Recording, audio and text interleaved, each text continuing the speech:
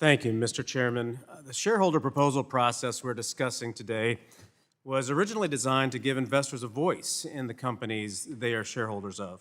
But today, the process has been hijacked.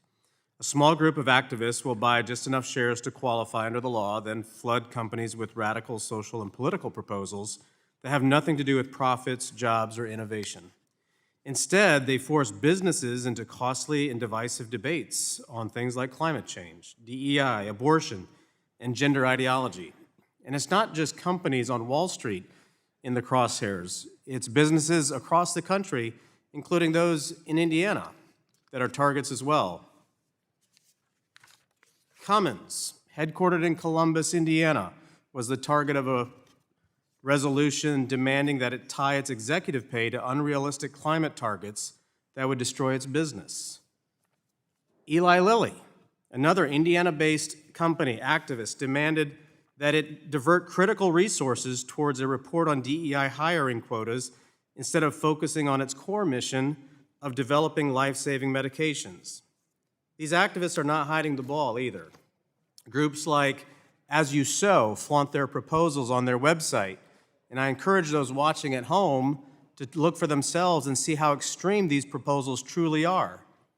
Here's one for Amazon, in which activists successfully pressured the company into hiring an expensive law firm to conduct a full-fledged racial equality audit.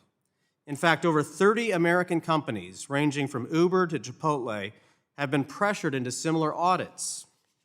Here's another for Coca-Cola that demanded they study how to increase abortion access for their employees. Here's a similar proposal for McDonald's that asked the company to explore gender-affirming care for employees' children. Since the barriers to entry are so low, all it takes is a few $1,000s for these activists to propose these radical ideas and have them included for a vote.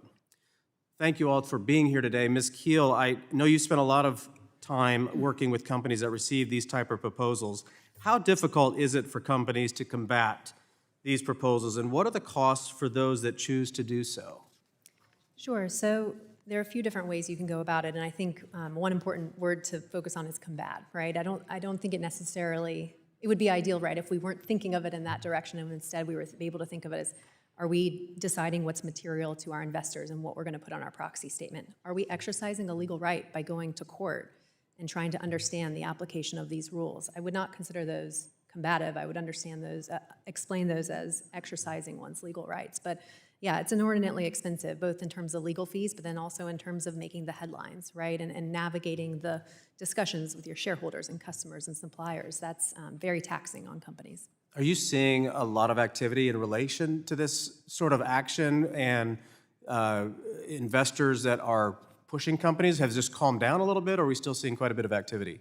It's heightened more than ever, and I think we see that because we see both left and right activists, right? And to Mr. Copland's point, we'll see that on the same proxy statement, a pro-DEI proposal and an anti-DEI one, and a company can be a bit stuck in the middle, if you will, on how to address that. Yeah, Mr. Copland, I've got a question for you. Something we've heard about today is the need for more transparency from proxy advisory firms, and there's little doubt about the influence these firms have over the outcomes of proxy voting and their lack of transparency, and it's certainly cause for concern. Just two proxy advisor firms, ISS and Glass Lewis, control 90% of the market, yet lack any sort of meaningful oversight. As a result, we have little information about the independence of their recommendations or potential bias. Do these proxy firms tend to favor certain types of proposals? And also, specifically, do they give more support to left-leaning ESG and DEI proposals than do proposals that might reflect conservative concerns? Historically, yes, right? I mean, as has been mentioned, there was sort of a pullback this year from ISS on some of its recommendations, but historically, we've seen upwards of 70%, upwards of 50%, upwards of 30% of various sort of left-leaning ENS-inflected proposals, and essentially never support for more free market or conservative proposals on the other side. Yeah, very good. Thank you, Mr. Chairman, for having this hearing today. I've seen this, up close and personal in some of the companies in my private activity before, and it can cause real problems. So thank you for bringing awareness to this, and I appreciate the witness's testimony as well. I'll yield back. Thank you. The gentleman yields back. The gentleman